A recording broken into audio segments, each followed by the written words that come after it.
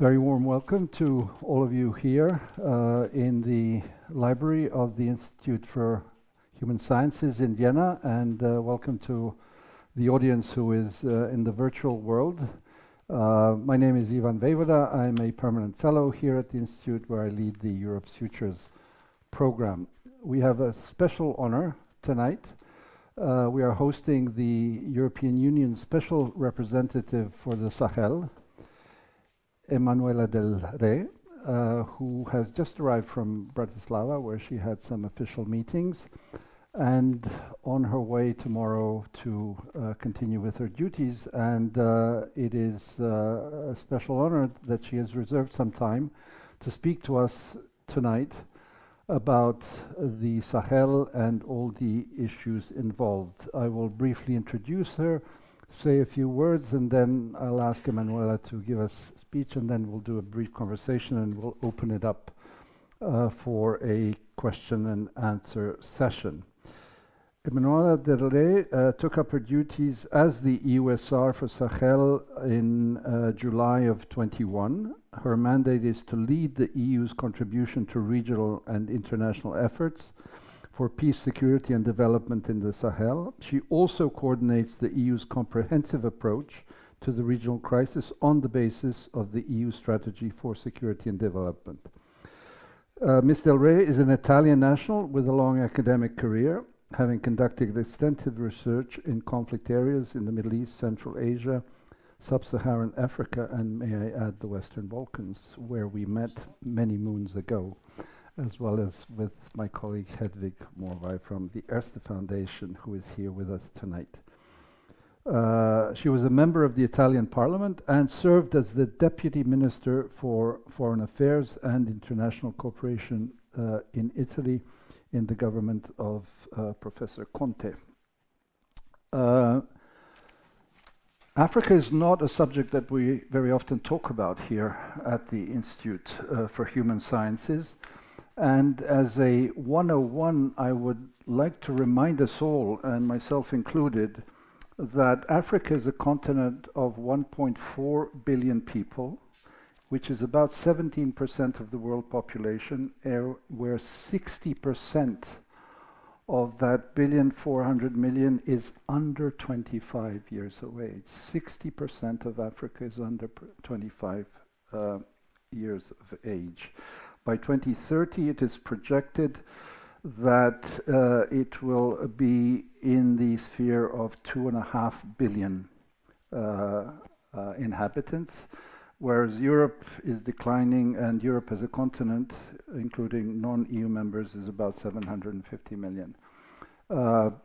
As in an interview that I watched that Emanuela gave to France 24, she mentioned, and we need to remind ourselves, that Sahel is probably bigger than the European continent itself. So we're talking about vast territories that are hugely challenged in so many different ways. I will mention a few of the topics that Emanuela will delve on more in detail, but this is a continent where there's a shift in the geopolitics and the geostrategy. The fact that French President Emmanuel Macron just visited the African continent, and 4 countries, Gabon, Angola, Republic of Congo, and Democratic Republic of Congo, speaks volumes. Angela Merkel, during her tenure as Chancellor, traveled to Africa many times, obviously mostly over the migrant issue and how to deal with the root causes of migration. Europe has been devoting attention, but countries like China especially are pouring many more billions than Europe is and the United States is. So there's a, if I can put it a bit dramatically, there is a battle for Africa. And the Sahel is one of these key regions where there is a jihadist insurgence. France, as a former colonial power, is losing ground, and that was one of the reasons why Macron was there. And Macron used words as partnership, profound humility, and reorganization in his speeches over the last week when he was there. He talked about transforming French military bases into training academies for Africa's military.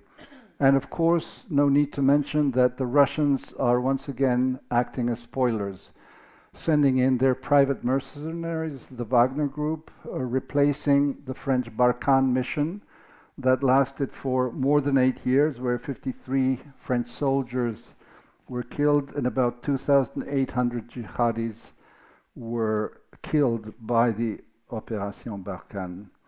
So there are huge dynamics and developments, again, not on the front pages of our newspapers, but with the Russian aggression of Ukraine, with the shifting sands in the global geopolitical arena, this is something I think that we need to pay much more attention for, and that is why we're really happy to have Emanuela Del Re. So, Emanuela, please take the floor. Thank you.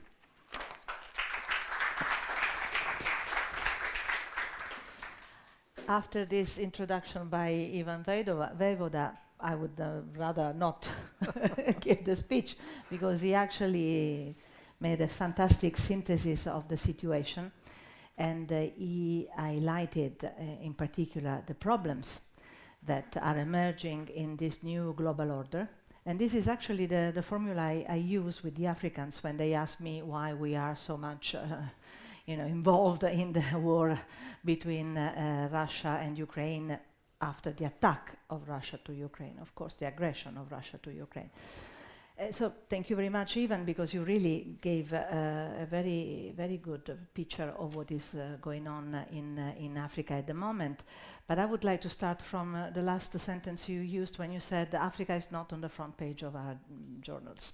And this is one of the major issues, because it's a symptom of blindness, political and social blindness. We don't realize how much it is important and how much is going on in Africa, and how much Africa is already and will be more and more part of our lives in every domain. Starting, of course, from the migration issue, which is used ideologically, strongly ideologically, I would say, by many countries of the European Union, is one issue that in fact is misinterpreted and narrated in the wrong way, because if you think about migration in Africa, migration dynamics and especially migration movements are more south to south than south to north, for instance. So we should worry more of what is happening between the countries of Africa rather than what is happening with us, because unfortunately for them, managing migration is a huge security problem and they don't have the means. So you can imagine how different the reality is from what it is narrated to us. But we should talk about Africa for its potential. We should talk about Africa, mentioning the immense and fantastic human capital that we underestimate completely. We should talk about Africa considering that, as Ivan was saying, we are declining. Our demography is certainly negative, and therefore we could talk about a complementary demography of Africa that could help us to recreate a certain balance, and this will be the reality in the future, on the basis of the fact that we need to unite our destinies. There is no way out. We have to unite our destinies. We are already united, no doubt.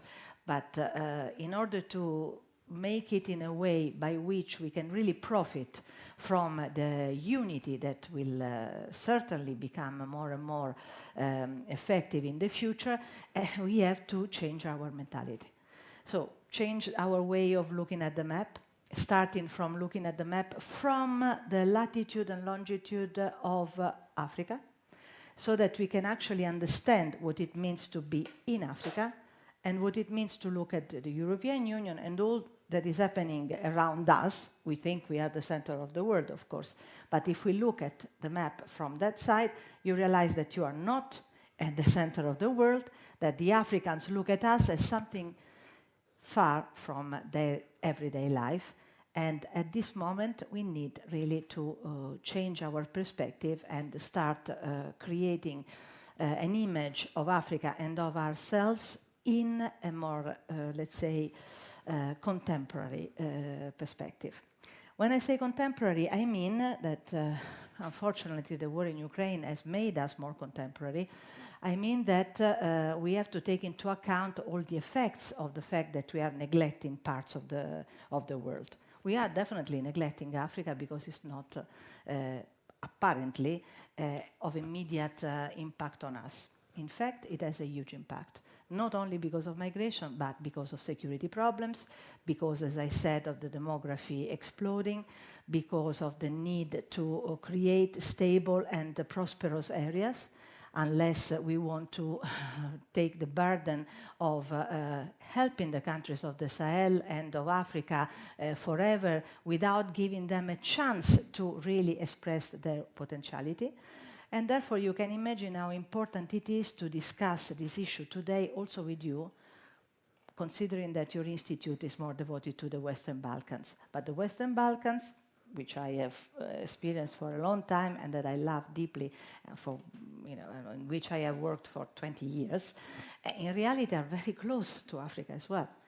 Because if you look at the European Union, considering that, of course, I'm always in favor of integration of the Western Balkans and I'm hoping for this to become a reality, if you look at the European Union and the Western Balkans and internal dynamics, everything is connected. And the European Union, at the moment, composed of 27 member states that I have the honor to represent in Africa, in reality is particularly focused on the Sahel, together with, of course, the dossier on Ukraine, because the Sahel is a sort of mirror of what is happening in Ukraine. And it is actually mirroring the situation in Ukraine because it is another arena in which the great powers are expressing their opportunities and their will to expand their influence. So in the end, the Balkans know very well what this means. And of course, the Balkans could actually teach a lot to Africa and, of course, exchange of experiences. And I hope that this will happen more and more. But for the moment, what I can say is that the Sahel in particular and Africa more in general must be the point of reference of our future policies. Usually what I say to make a synthesis of this, I developed some slogans because it's easier, especially when they ask you to give an interview of 1 minute. They say, in 1 minute, can you explain the world? You say, okay. So I developed some formulas. I always say that we should develop a Euro-African or African-European language, meaning that we should be able to understand each other. It was not easy with the Balkans, we know.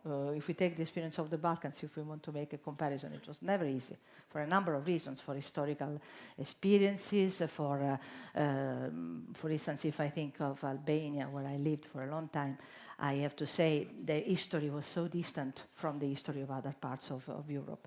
And the same happens with Africa, certainly, but we can learn from the experiences in the Balkans, for instance, to make sure that we develop a language in Africa which is understandable by the Europeans and vice versa. The problem is that we are not yet there, in the sense that we are not speaking the same language. It is difficult to understand each other.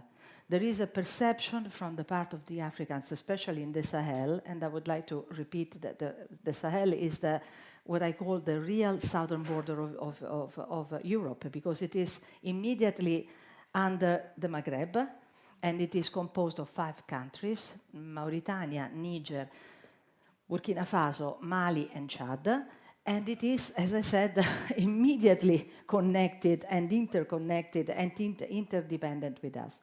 With them, it's not easy to develop a common language because we don't speak their language. We insist on obliging them to speak our language. And in this way, we don't see developments that we should have instead understood and appreciated much long ago in order to prepare ourselves to the situation that we find today. When I say this, I mean, for instance, when we look at the map, it is true the territories are very big, but the region is very crowded. So many things are happening.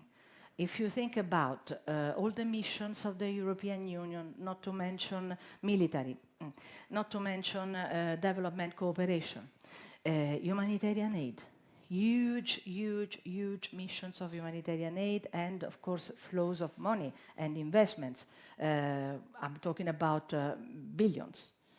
Not only, many, many different actors. The European Union is one actor.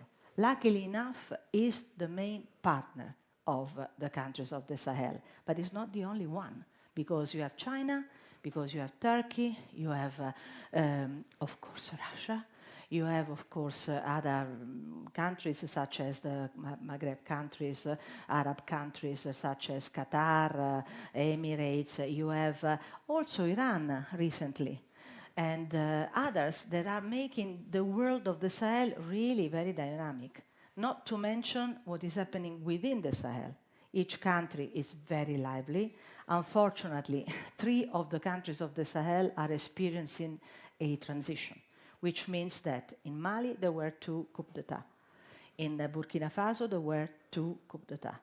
In Chad, the president died, and instead of having elections to replace the president, they decided to put his son in power, which means that they created a dynasty which is not accepted by the population. So there have been a lot of problems for that. So you can imagine how difficult it is. Nevertheless, as I said, being very crowded, having a lot of experience, always being on the front line for all the major issues, the countries of Africa are very experienced. Countries of Africa know what they're talking about. If you talk about the leadership, for instance, in Africa, and in particular in the Sahel, it's a leadership that knows a lot, especially in countries like Niger, for instance, or in countries like Mauritania. People have a lot of experience. They have been everywhere. They have worked for the UN. They have worked in the European Union. They have been ambassadors. They have been ministers. It's a very, very, very experienced leadership to which we should listen. Some of the leaders of Africa, and in particular the Sahel, manage to find a language, but because it is their will to come to us, very rarely we find a way of going to them. They manage to pass messages, political messages, which are particularly relevant for us. For instance, what to do in Africa. You know, what to do in Africa, what kind of position we should take, how to overcome a very strong anti-Western sentiment that is affecting the region very seriously. And this is a very big problem. For instance, to be very honest, the fact that I'm not French in this position, in an area which is, of course, formed by countries which were former colonies of France, it's an asset. I'm an Italian, it's easier for me, because there is a perception, unfortunately, very negative, of the role of France today, and there is, as a consequence, an anti-Western sentiment, which we have to fight against, because obviously it's not acceptable that we have countries where, for instance, the impact and the engagement of the European Union is not recognized on the basis of a sentiment against the West. It's not acceptable. It's not acceptable because we are doing very much. We are really always present. We are always by the side of the population. For instance, we are not abandoning even Mali, with which we have a very difficult situation because everything has been suspended, and I will explain in a minute. But even Mali, we are continuing to provide humanitarian aid because the European Union, we have principles. Our principles are our strength. And of course, we continue to invest in being by the side of the population to make sure that there is also an understanding of our will. People might say, well, why do you do it? What is your interest? Of course, we have also interests. And we should not be ashamed of saying that we have interest beside the principles, because our interest is to have Sahel stabilized, prosperous, with people who are happy to realize their own life, to be able to express their potential, not only to have a proper governance, which is our main goal, to have a state of law, to have a welfare state that works. So in the end, of course, we have interest. Our interest is to have countries that are stabilized in order to also make sure that there is the realization of what we call ownership, meaning that the countries are able to do things by themselves, which is not easy at all because they have no means at the moment. But they are starting to have means because we provide means. And I think we should be very proud of it. We do it for interest? Yes, we do it for our own interest, but we do also on the basis of principles, which makes the interests logic, in a sense. You know, principles mixed with interest. A country like Mali is the perfect example of policies that have not been probably managed in a far-sighted way, in a sense that Mali, for instance, at the moment is a country that is causing a lot of problems. I just give you the latest on Mali. I'm going to Mali this week, and I was in Niger until Saturday, so you can imagine how much I always travel in the region, and not only in the region. I also have to visit the 27 capitals of the European Union, and this is why I was in Bratislava today. I will return to Vienna soon to do an official visit. In Mali, what happened was that Barkhane, the mission of the French, Macron decided to withdraw this military mission for a number of reasons. You were very right, Ivan, mentioning the losses, because it was very difficult for the French to justify to the public opinion why they were, having so many soldiers on the ground and they were losing their lives. Very difficult. It would be difficult for Italians. It would be difficult for any country, honestly. Nevertheless, I have to say that the Malians wanted some help. They were not able to manage the situation. I remember that after the second coup d'etat in September 2021, I went to speak to the putschist president, and I told him, we are ready to continue to help you, despite the fact that Barkhane has left. But be careful, we cannot accept some choices, such as, for instance, the presence of the Wagner group on your territory. For the European Union, it's a red line. It's a red line. We cannot accept it. I will not be able to convince any country of the European Union if you call Wagner on your territory. Unfortunately, they decided to call Wagner. This is before the war in Ukraine. They called Wagner on their territory. Why? Because they were afraid. This government is formed by young colonels who are very inexperienced. They are afraid of losing the power. So they actually called Wagner, which you know very well, everybody knows now about Wagner, as a Praetorian Guard to protect them, to protect their power. So they wanted to use Wagner as a way of showing the capacity of controlling things. It was a complete failure. Number one, the European Union, considering Wagner a red line, decided to suspend all the missions. Very sad for me, because if you consider that we have, for instance, a training mission of military called EUTM, this training mission has trained in over 6 years more than 18,000 soldiers, Malian soldiers. So to suspend the mission, for me, it was such a pain, really, really suffering. Because, of course, you think you have invested so much to create so much in the region, especially in a country like Mali, and then Mali decides to call Wagner. And for a bunch of 2,000 mercenaries, we lose the opportunity to have training missions that have been ongoing for so many years. All the investments that we have been doing, because the European Union invests a lot of money in the region. And of course, also the atmosphere at political level was completely ruined.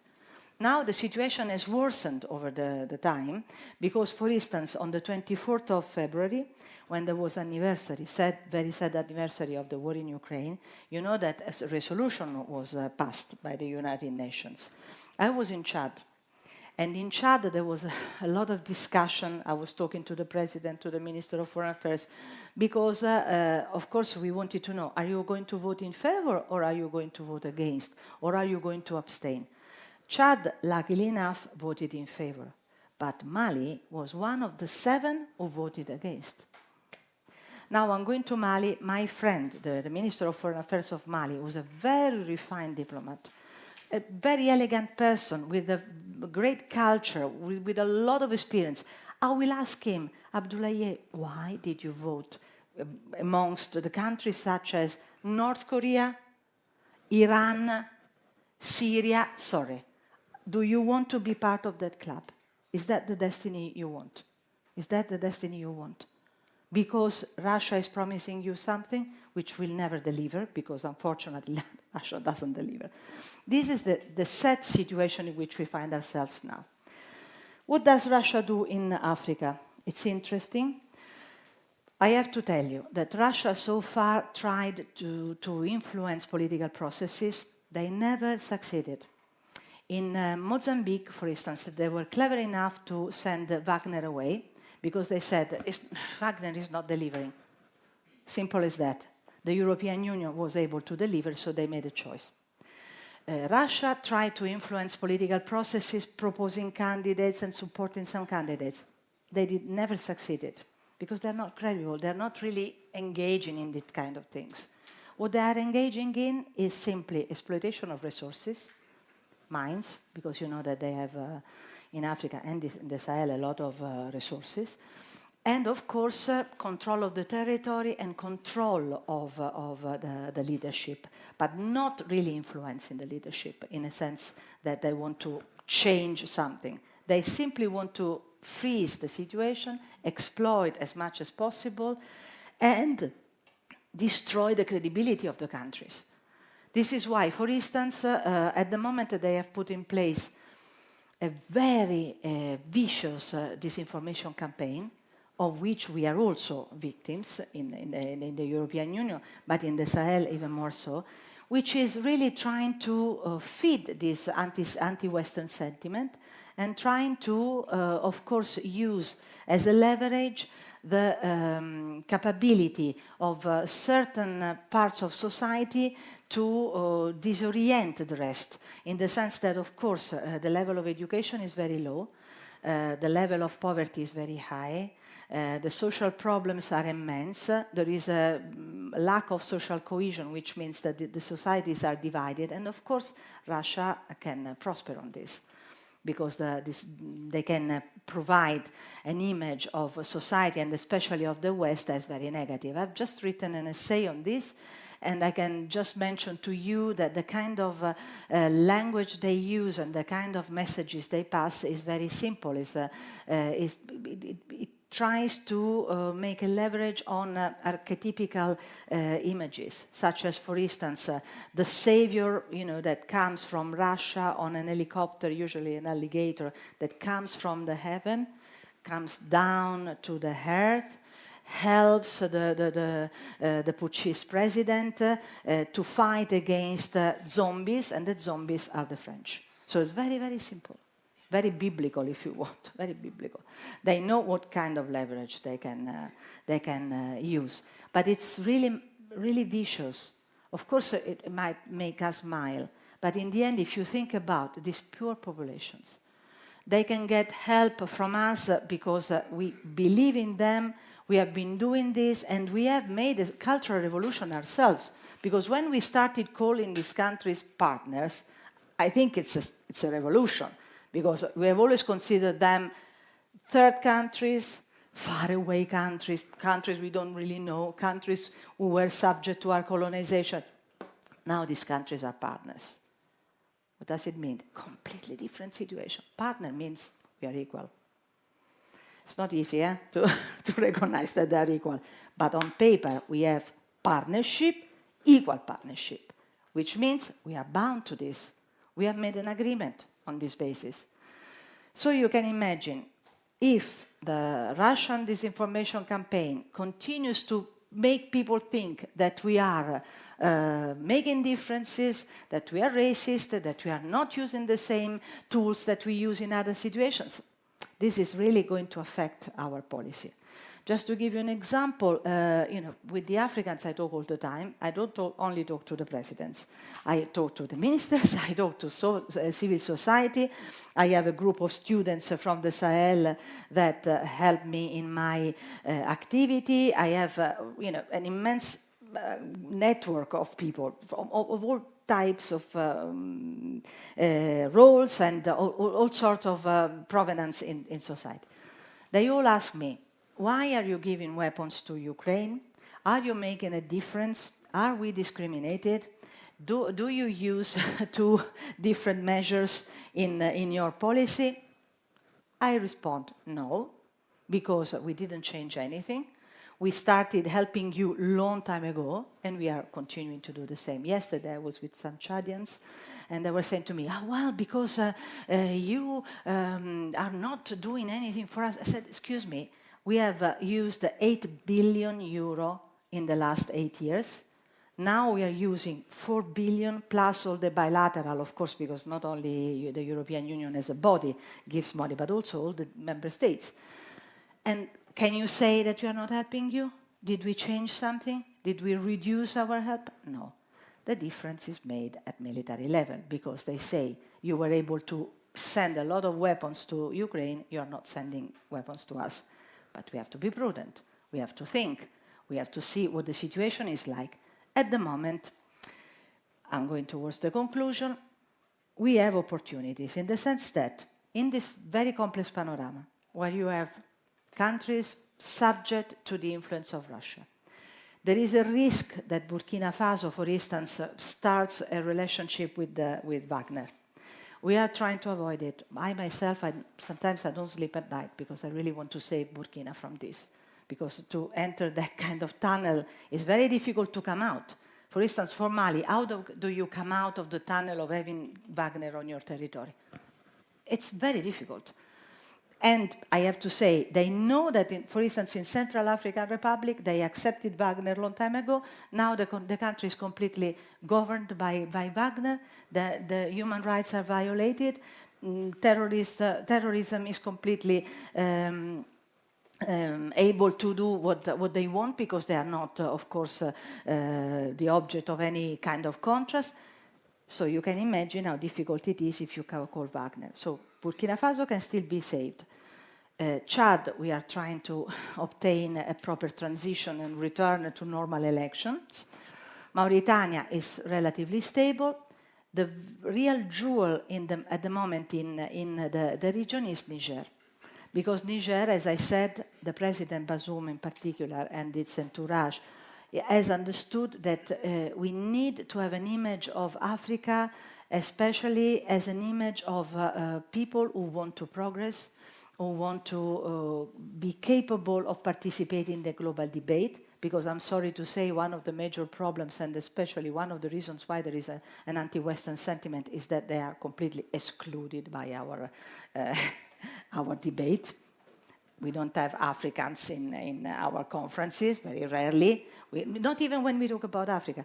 We don't have journalists, we don't listen to them, we don't see their analysis, so they're excluded. But President Bazoum of Niger, for instance, has understood that, yes, we are neglected, of course we are not participating, but we want to demonstrate that we are able to do so. And we want to show you that we are partners. So we have to decide on our destiny. So please don't give us a packet. Let's share the content of the packet together so that we come to proper conclusions. Bazoum is really capable. I saw him 3 days ago, I think, no, 4 days ago, and he thanked me for my work, and I said, no, President Bazoum, it's me, I thank you, because I think you are projecting an image of the Africa of the future that we really need today. Very intelligent person, willing to cooperate, capable of making proper choices, discussing with us what we can give and what we cannot give, because also there are some limits in our capabilities. This is why Niger at the moment is the paradise of the region. Everything is going to Niger, all the resources. The countries of the European Union trust the region, but they trust Niger in particular, and this is a formula that I think works. There is so much to say, Ivan. I'm going to conclude by saying, what is interesting and something on which we can work together in the future, and I ask you all to change the narrative on Africa, because this is something that we should all feel as a sort of duty. I can say that never in history there has been so much interest towards the Sahel as there is today. The Sahel in particular, because I told you the two very hot dossiers on the table of the European Union are Ukraine, unfortunately, sadly, but also Sahel. And Sahel, I can tell you, it's the object of interest by many, many countries of the European Union. At the beginning, I used to mention the Baltic states, for instance. Why should Estonia be interested in the Sahel and send soldiers and participate in the development cooperation? Because Estonia wants to contrast Russia, and this is before the war even. And Estonia wants to make sure that all the dynamics that come from the Sahel and affect the European Union are stopped. So very clever vision. The same with the Czech Republic. The Czech Republic is one of my best allies because I insist on remaining engaged and in giving more money and participating more. You can imagine my attitude. The Czech Republic, they had the presidency of the European Union last semester, and one of the 3 priorities of the Czech Republic was the Sahel. You might say, but they have no geographical proximity. Well, they are very interested because they understand. The more we do in the Sahel, the better and stable and safe we will be. So you can imagine how interesting these dynamics are. They are not very much known. Nobody talks about the role of the member states in Africa, while instead we should very much focus on this. It should be on newspapers every day, not only Macron. Because Macron, of course, is the divus maximus, what can I say? And he's a very important person. He understands that his charisma is also, very strong, that he has an historical role. But what about all the other countries? They are equally important. I hope that the Balkans will have an important role in Africa in the future. They already have, because there have been various initiatives and things. But because we all need to go to Africa, because we cannot really expect at the moment only that Africa comes to us. It's our role. We have not only to give in terms of support, we have to mix up. We have to be sure that we speak the same language, also because there are so many diasporas that we could use, and not only we speak the same language, we have the same future, which is not rhetoric, it's the reality. I close here because it's a long speech. Thank you.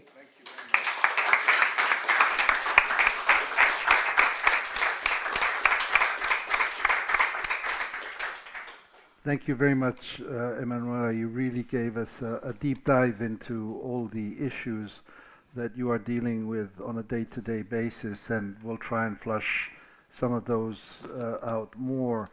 I cannot not mention once again what you said about the Western Balkans and Africa. Of course, all things being equal, the Western Balkans is 16 million people. Here we're talking about a whole different scale of issues. But the reason that I mention it is because things can go wrong.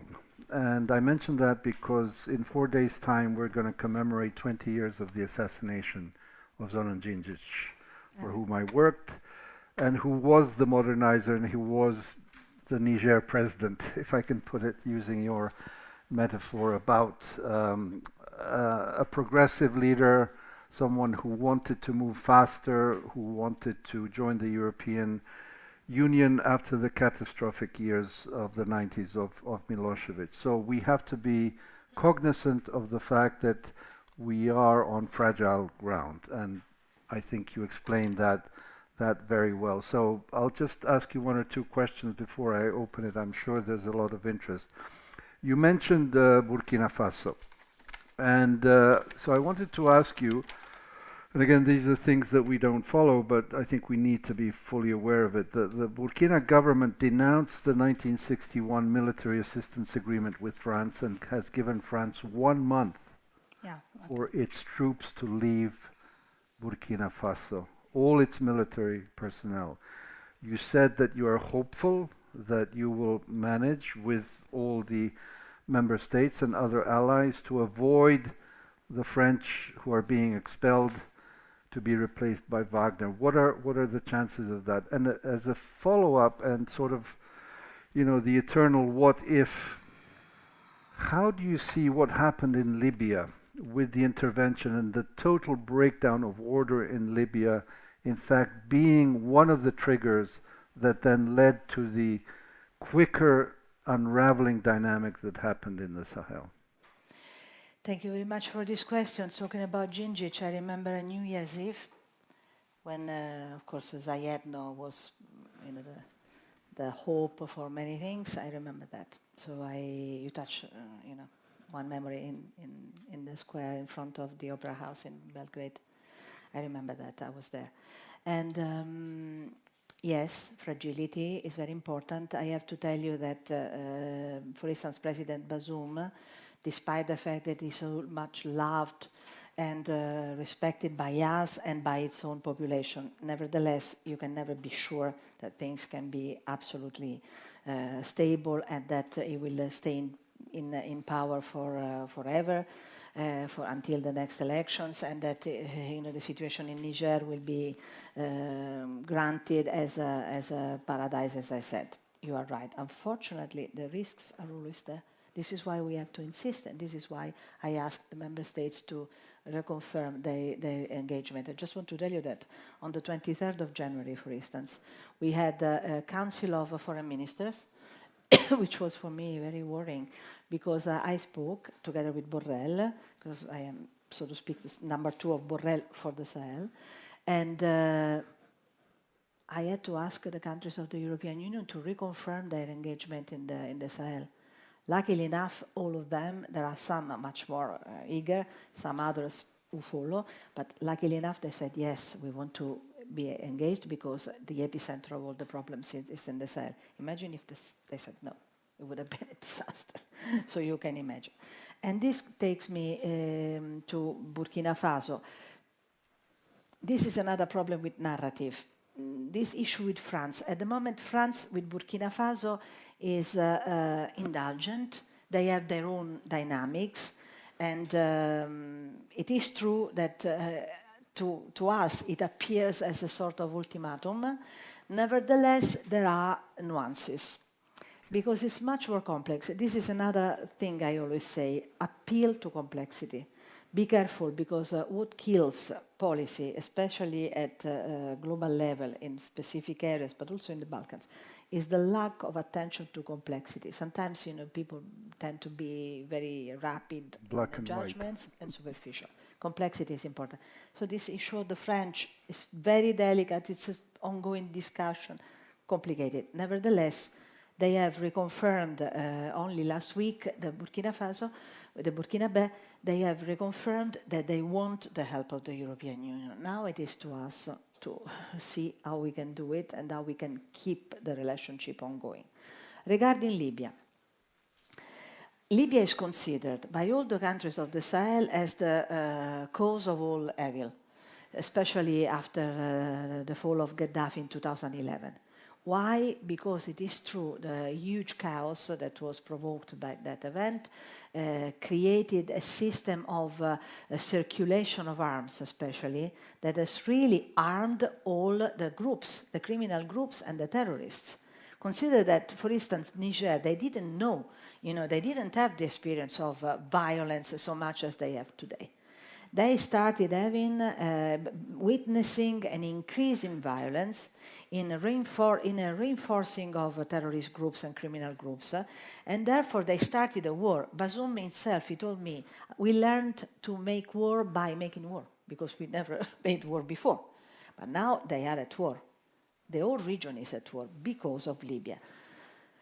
We have tried many things. I myself started an initiative called One Desert, in which I put together the countries of the Sahel, the 5 countries of the Sahel, with Libya.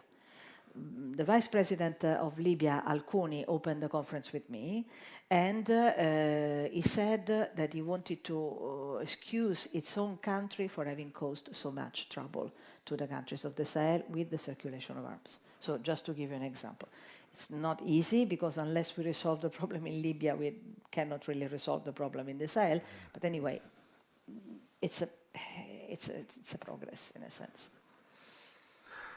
One more question from me, and then I'll open it up. We mentioned the youth, and you've talked about the social and economic dimension, the fact that poverty breeds the seeking of other alternatives, and where the jihadists come in with their models, or Russia with, as you very eloquently put, this kind of mythical descending from the sky and solving all their problems. What is the EU doing to address this particular social, economic, and especially the youth issue? Okay. No, we are doing a lot. We are doing a lot. I have to say that, for instance, Commissioner Urpilainen is particularly engaged Commissioner Urpilainen is the commissioner for the partnership. And we are very close. We also did some missions together. And I have to say that she's particularly keen on the youth. We have programs, so we have a lot of money in place. We focus very much on education, because in our integrated strategy that was defined in 2021, we identified in French is le sursaut civil, the civilian surge, as a key methodology for to resolve the problems in the countries of the Sahel. So youth is really at the center. It is at the center, but before it really becomes, a resolution of problems, I think it will take a lot of time, because unfortunately, if you consider the security, one of the security lack of security effects is the fact that terrorists close down schools. They create a huge number of displaced people. So whenever you try to put in place some development cooperation projects, there is always the risk that these projects are destroyed by the fact that violence erupts and the people are obliged to flee, or simply the communities are subjugated by the control of criminal or terrorist groups, and in the end the schools are closed, the girls don't go to school, the boys are recruited by terrorists. It's a real situation that makes you sometimes be awake at night. Let me open it up now to our audience for a question and answer session. Yes, and please do identify yourself.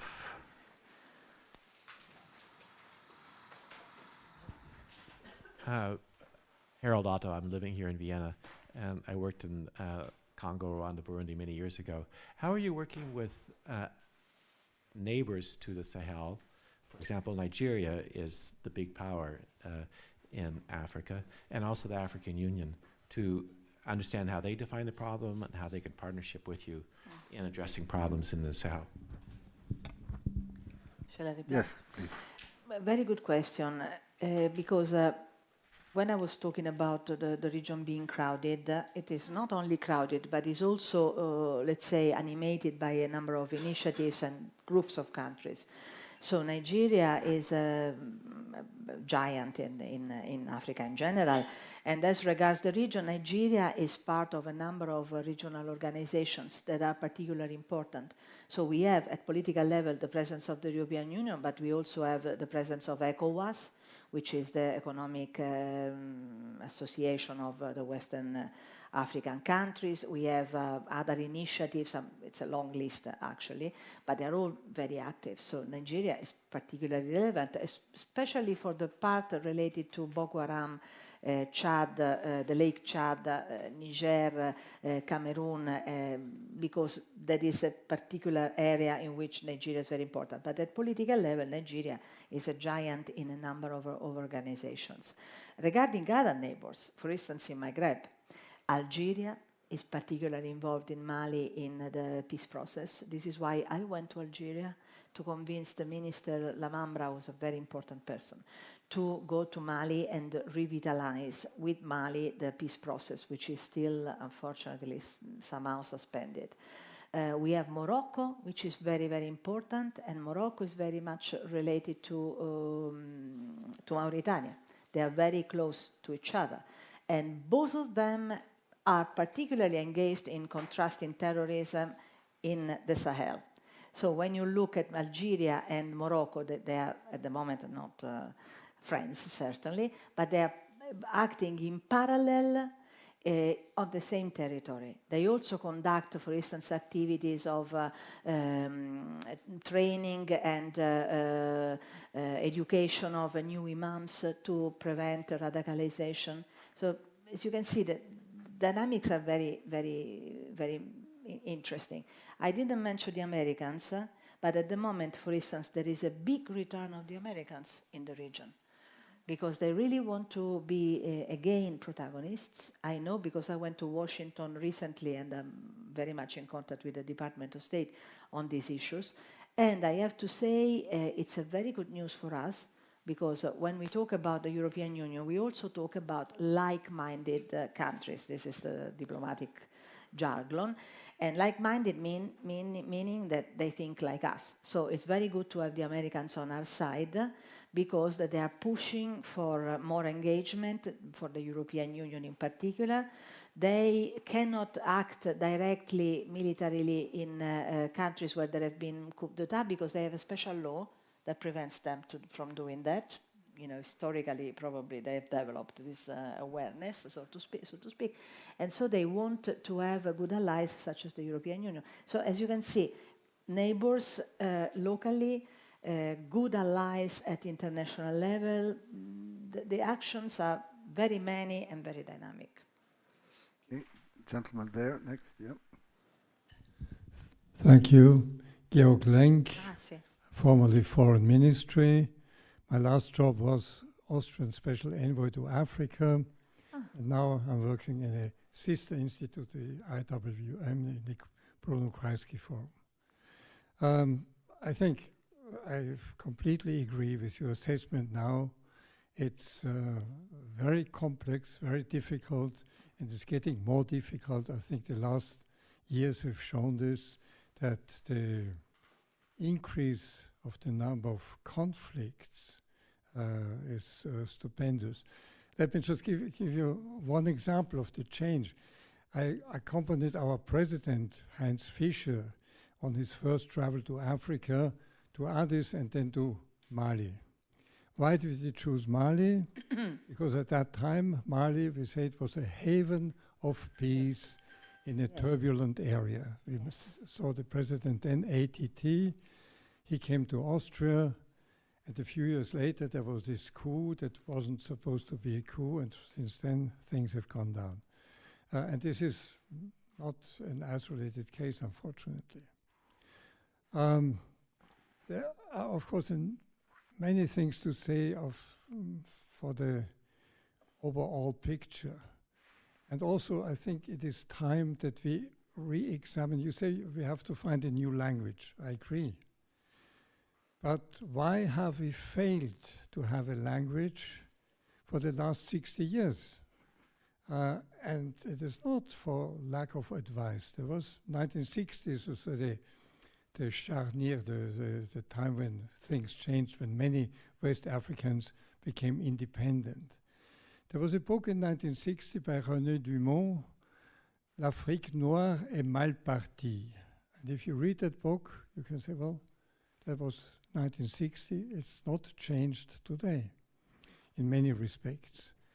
Why have we not been able to learn over the last 60 years? We have to say that we have failed in trying to have any kind of societal transformation in Africa. And this is one of the things that we have all to do. Now, when it comes to the Austrian engagement, I think you will find that Austria is quite engaged in Western Africa. We have had a big military group in Chad at the time of the peace troop.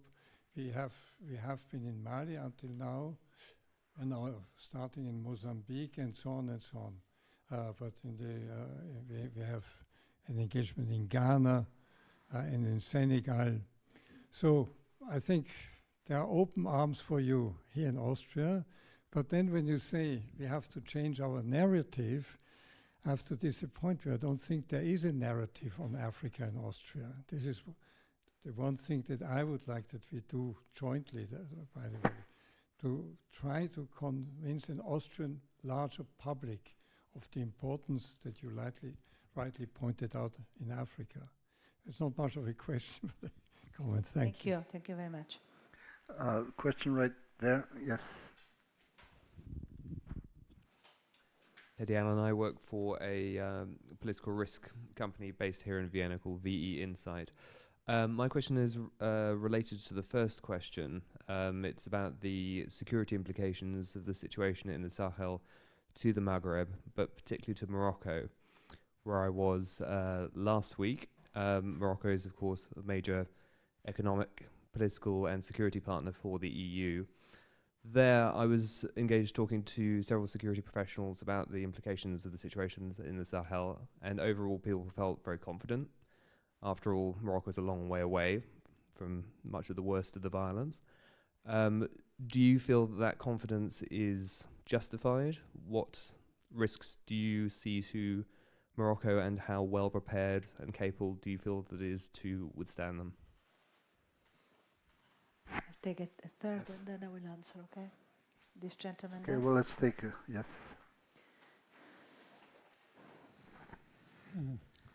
My name is Peter Haider. I'm the president of Universal Peace Federation here in Austria. We did several events together with representatives of the Horn of Africa, also one in the UN after the peace agreements between Eritrea and Ethiopia, and of course many things went not the right way afterwards. How is the EU engaged in the Horn of Africa? You're Italian, so it should be a topic close to you.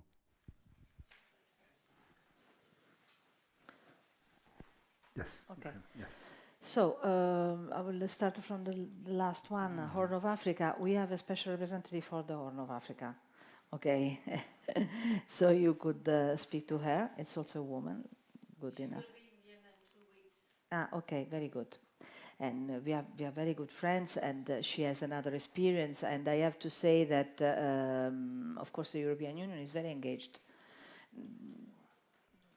If we talk about the war in Ethiopia, for instance, Sudan, when you were mentioning Merkel, Merkel was particularly engaged in Sudan. So, I mean, there is it's a very different world, I would say, the Horn of Africa at the moment, very different world. So maybe, you know, if she comes in 2 weeks. Regarding, somebody was talking about why we have failed,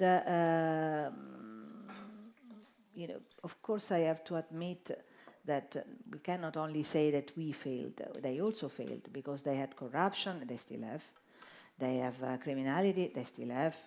Lack of respect for human rights, it happens still now. For instance, we had a very bad episode in Chad on the 20th of October in which there was a big demonstration and unfortunately the police started shooting and they killed civilians, they imprisoned hundreds of people who are still in prison without any trial. So the situation is difficult. We cannot deny that it is true that we made many mistakes. We made mistakes not recognizing Africa as a relevant interlocutor for us. As I said, even today, tell me how many Africans there are that are capable to be present on our televisions, in our, you know, all sorts of events, apart from some singers. But in general, even singers or, I don't know, novelists or artists in general, intellectuals, but even professors, researchers, they are completely absent, still now. They are really very, very invisible. And this is why I'm launching with the UNDP, just thinking, and a big initiative to promote the importance of African research for the Africans and for us, for instance. But this is one of the major things. We never really included them in our decisional processes. This is why I said that when we started talking about partnership, it was a cultural revolution. It was the beginning of a different way of intending our relationship. Until then, that they were the beneficiaries. And most of our actions were devoted to life-saving. Development cooperation was present, but was always, you know, not creating sustainability. So we have made many, many mistakes. And of course, in some cases, we didn't see the problems that were created at local level by some bad leaders. And in other cases, we were not able to, let's say, create a relationship strong enough to help the countries grow. So on one hand, we made a huge mistake. On the other, of course, the countries themselves were object of very difficult situations. Because, for instance, in Burkina Faso, unfortunately, I knew the president that was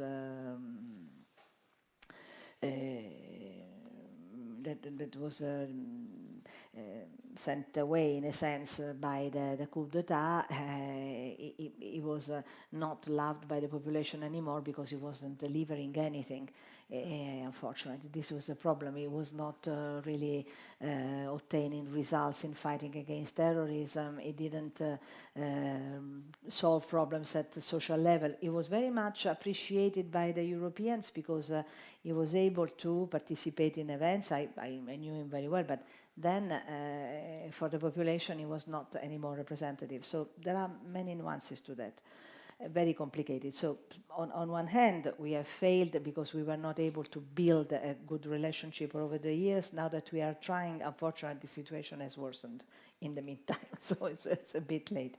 On the other hand, of course, they also have made their mistakes, and they're still making the huge mistakes. Regarding security implications in Morocco, okay, I mentioned before, Algeria, Morocco, they are very much interested. Morocco in particular is very interested in contrasting the terrorist expansion to the north.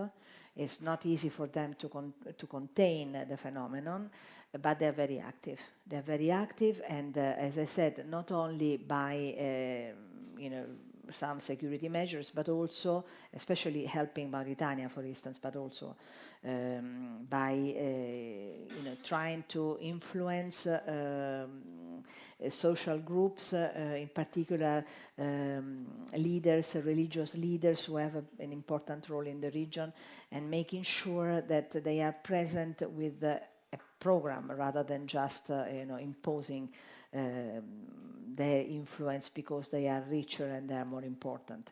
So I think that the Morocco in particular, I think they are confident in the sense that they manage, for instance, in Mauritania, to create a social, a sort of secure country that is able to contain the phenomenon of terrorism.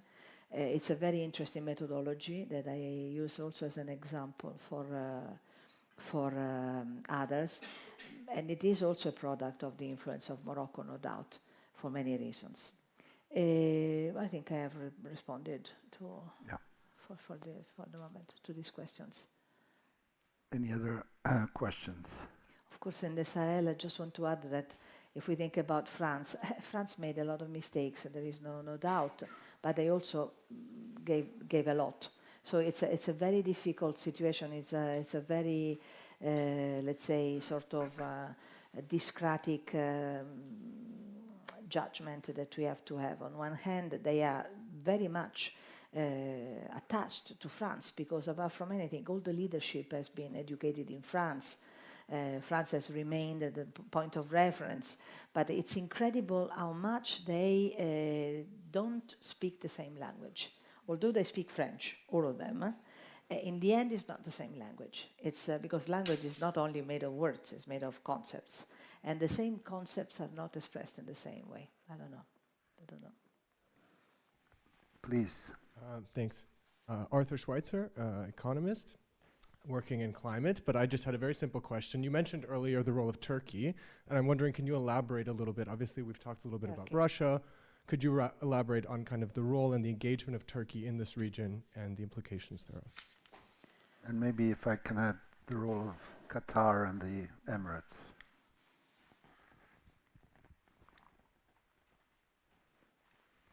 Finish?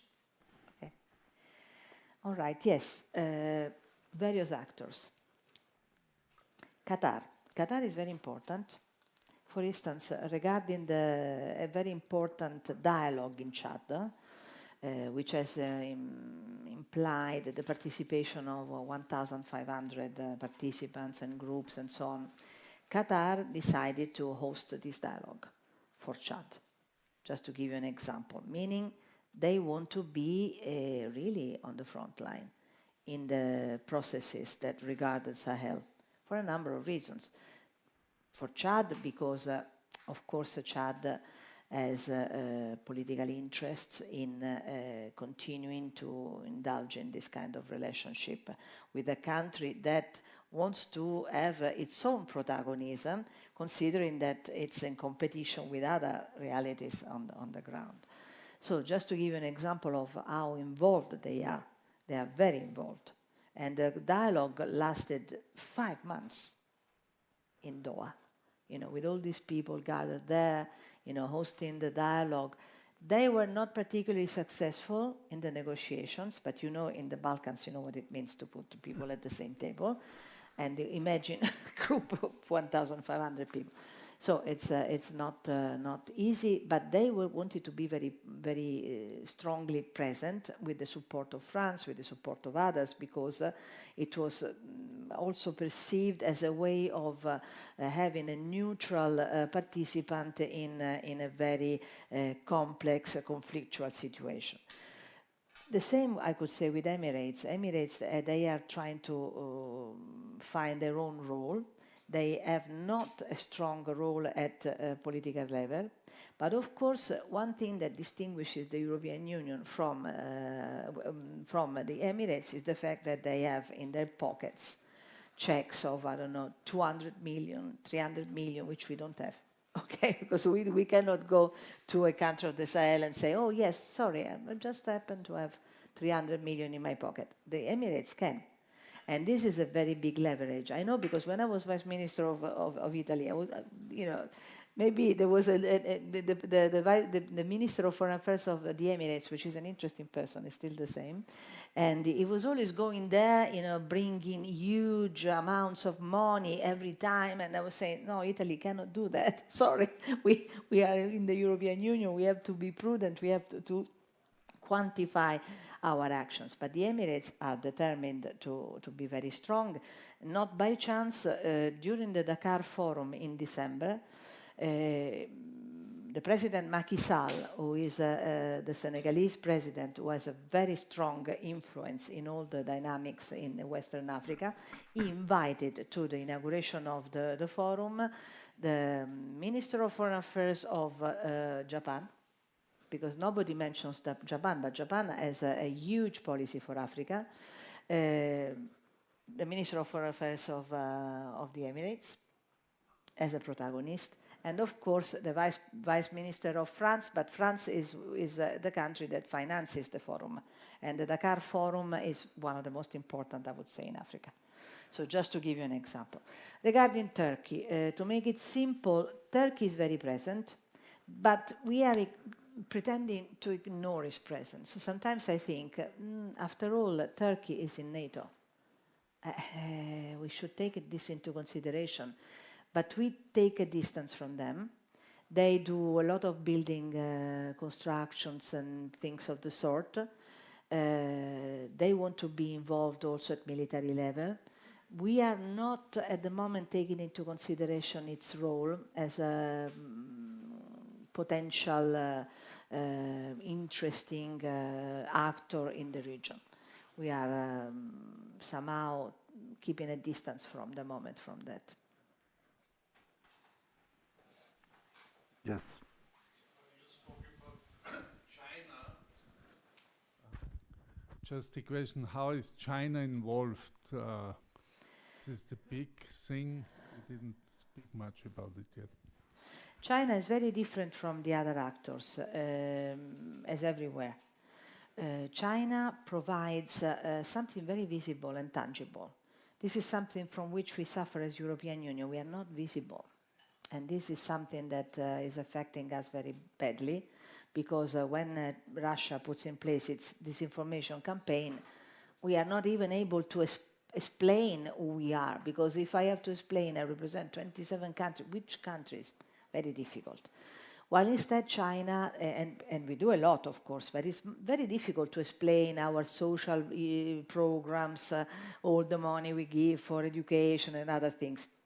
It's much easier to build the new Minister of Foreign Affairs of I don't know what country. It's much easier to build this big palace and infrastructures, but also, for instance, in Niger at the moment, start exploring opportunities to dig for oil, for instance. This is another big thing that they are doing.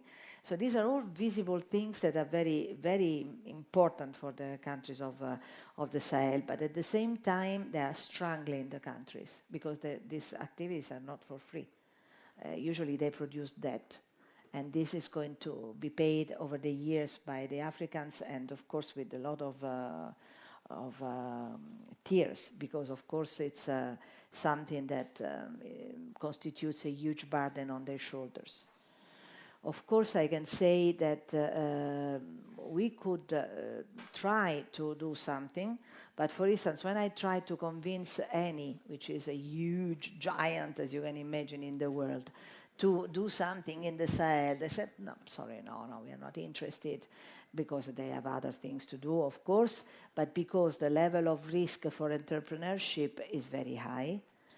The perception is that you risk to lose your money.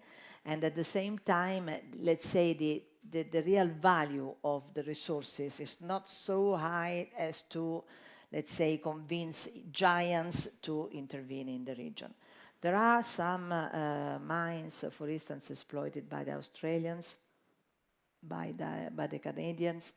But as I said, in terms of the European Union, we have our own interest in our own style, and the big industries are not intervening, so in the end, the Chinese take our place. And another big difference is the fact that while, and this is something that the Africans tell me all the time, while the Chinese don't ask for any kind of condition when they put in place projects, we do, because we ask for proper labor conditions, respect of human rights, good pay, insurance, things that for the moment are difficult to put in place. We are making laws, and of course the different countries are advancing in their reforms and so on. But the Chinese come, they don't care. We don't even know who the workers are. So you don't even need the name of the workers. So this is a huge difference. That is a huge issue everywhere. In fact, the fact that the EU will be the issue of the future. Keeping its standards, that the Chinese, we see that in the Balkans as well. The other problem that you mentioned is the European Union does not know how to sell itself. It doesn't have a good billboard campaign or a sticker campaign or something very simple to show these people that the European Union is effectively doing a lot. Are there any other questions? I often make this example. We had a closed door seminar on disinformation, and of course, especially to contrast Russian disinformation. And I was saying that the European Union, the maximum we do when we do big projects, because we do a lot, as I said, we put our flag, a sticker with our flag. The same that at bilateral level some countries do. Regarding Italy, I always make a joke, because I say, because I've seen it with my own eyes, having spent all my life on field in conflict areas. The Italians make this big project and so on with their flag, which is green, white, and red, as you know. And unfortunately, because it stays under the sun for so long, the red becomes orange, and then everybody thinks it's an Irish project. So in the end, so we don't do enough, because it's very difficult. That this is the typical thing. And the European Union flag is there, but people don't even know, because unfortunately it's not very well known. So this is a huge problem. But we have now a big team that is devoted to put in place a communication strategy to contrast disinformation, at the same time promote proper communication, because we need a different communication. It's not easy. It's not easy, because we are talking about, especially when we talk about the Sahel, we think that the fact that some people possess a telephone is sufficient to participate in the global debate. It is not so. The students I am also professor at the university, so I care very much for the students. And the students, they don't have access to international networks to read the literature. They very rarely have connection, and the connection is very expensive, so for them it's very difficult. They have only books that, you know, are very old, or some classics, but not the latest publications. For them, it's very difficult to be invited abroad. For instance, now we have invited five students to participate in the next meeting of the special envoys, because I represent 27 countries, but there are also special envoys for single member states. And in that meeting, I've invited 5 youngsters, because at least we have people talk for themselves instead of us talking about them. So just to give you an example, it's very difficult in communication in general, because they themselves have a huge problem in communicating and being part of the communication. So when I say there are no Africans, because they don't participate really, sorry, this is the reality. And the students tell me, they say, what can we do? The researchers, when they publish a book, usually it is published and sold for something like $150, you know. They publish only, I don't know, 200 copies. If you think that this is going to circulate, very difficult, very difficult. So it's a sort of, you know, catch-22 situation. On one hand, we do things, but then we are blocked. They are blocked. I don't know, these 2 gentlemen, yes. Which one?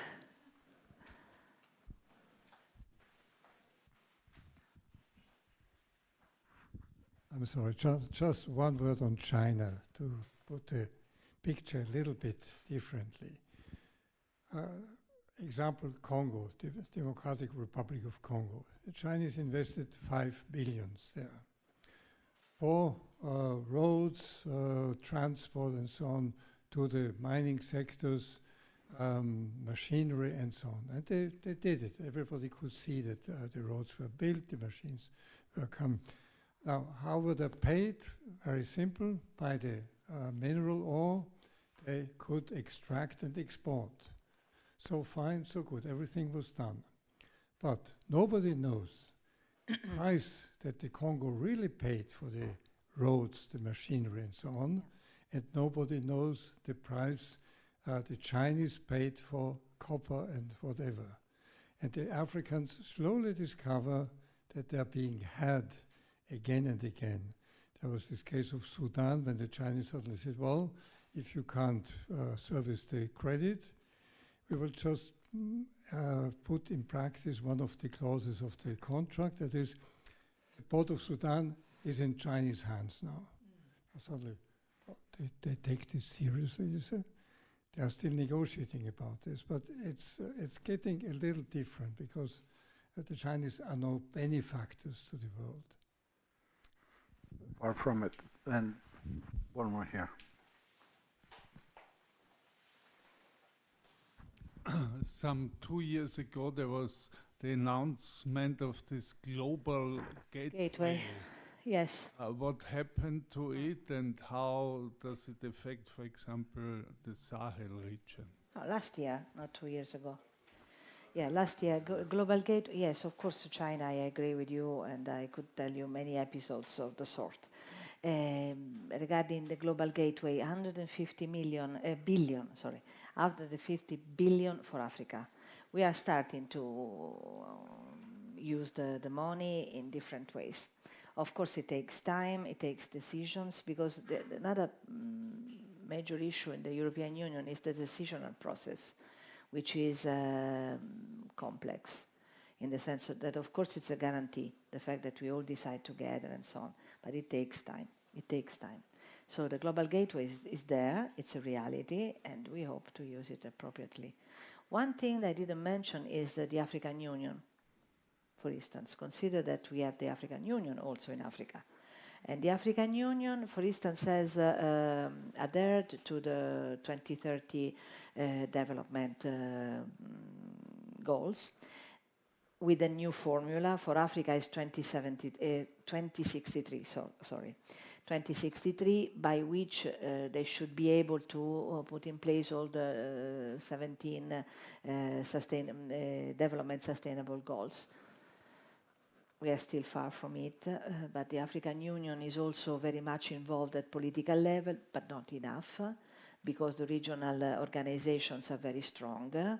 Nevertheless, the African Union, we would like to be more involved, also because, of course, we are the European Union, but the African Union is devoted in particular to Africa, so it should be more present.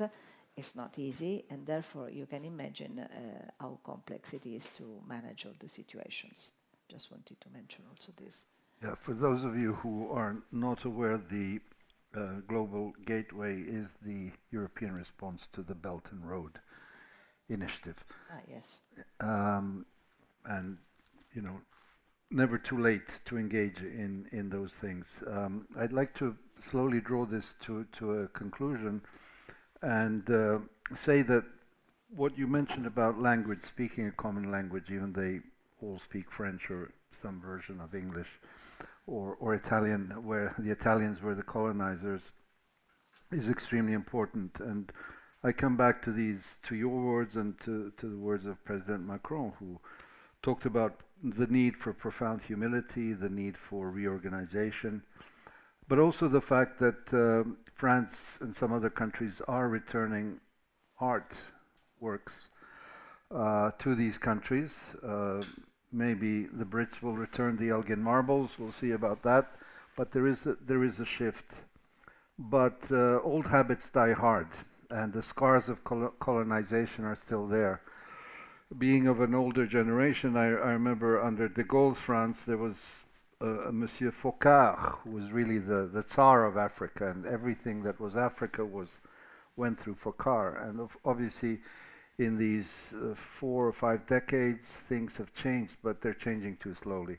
And that then gives the space to the Russias and Chinas and Wagner groups, which you rightly called, as Macron said, they are basically the life insurance for putschists and dictators in Africa. So there is a battle royale happening for I was going to say the soul of Africa, that's not right, but actually for those forces in Africa, both in government and in civil society, to help move towards a governance that is truly democratic.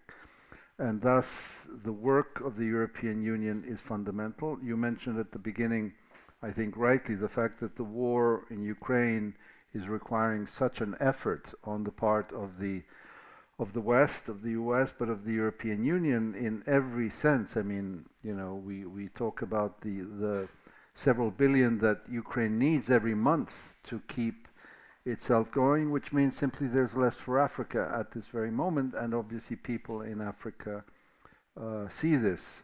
So the work is not only extremely important, but is urgent, I would say. There are remnants, to go back to my neck of the woods, the fact that there was a non-aligned movement as these countries were becoming independent in the 60s, means, and you mentioned it yourself, even small countries in the Balkans can be allies in the bigger EU effort in a variety of ways, and actually creating an alliance of countries along with the EU to make a bigger push to support Africa is important. And thus I see your personal work and that of the EU extremely important. So I would like to thank you, and please join me in thanking to have had the privilege to have Emanuela with us tonight. Thank you very much. Thank you.